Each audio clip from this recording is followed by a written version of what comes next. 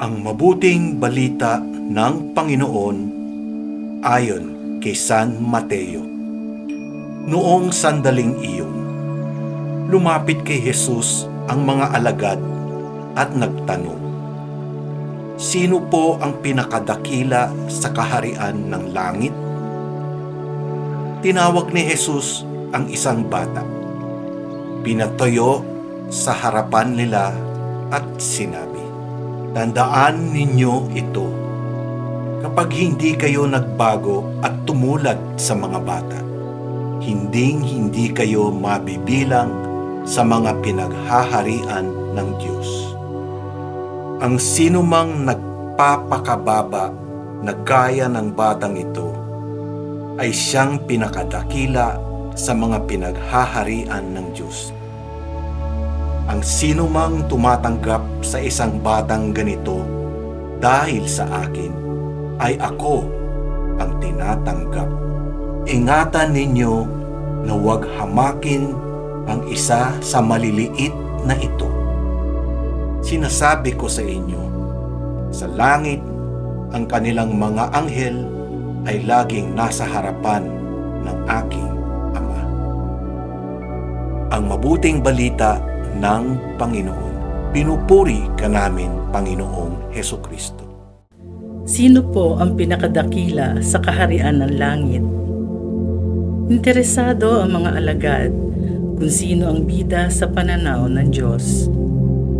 Nagmumula ito sa pansariling pangangailangan para kilalanin, tanggapin at tanghalin ng kapwa. Dito kasi napapagtibay ang identity o kakanyahan ng tao. Nakadaragdag ng tiwala at kumpiyansa sa sarili yung mga simpleng bati tulad ng, "Wow, ang bilis mo palang matuto. Ang husay mo palang kumanta. Ang ganda ng drawing mo." Mula sa sense of self-worth na matatamo dito, nagiging malaya ang sarili para lalo pang maihayag ang pagkatao. Nailalabas ang pagkaako bilang pagpapala sa mundo. Bagamat iginagalang ni Jesus ang pangangailangang ito ng tao, ang sagot ni Hesukristo sa katanungan ay salungat sa pamamaraan ng mundo. Ang tunay na halaga ng pagkatao ay di nasusukat sa talino, husay o tapang.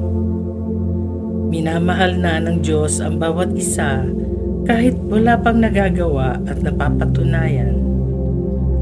Sa kaharian ng langit, ang kadakilaan ng isang tao ay nagmumula sa pag-ibig ng Diyos.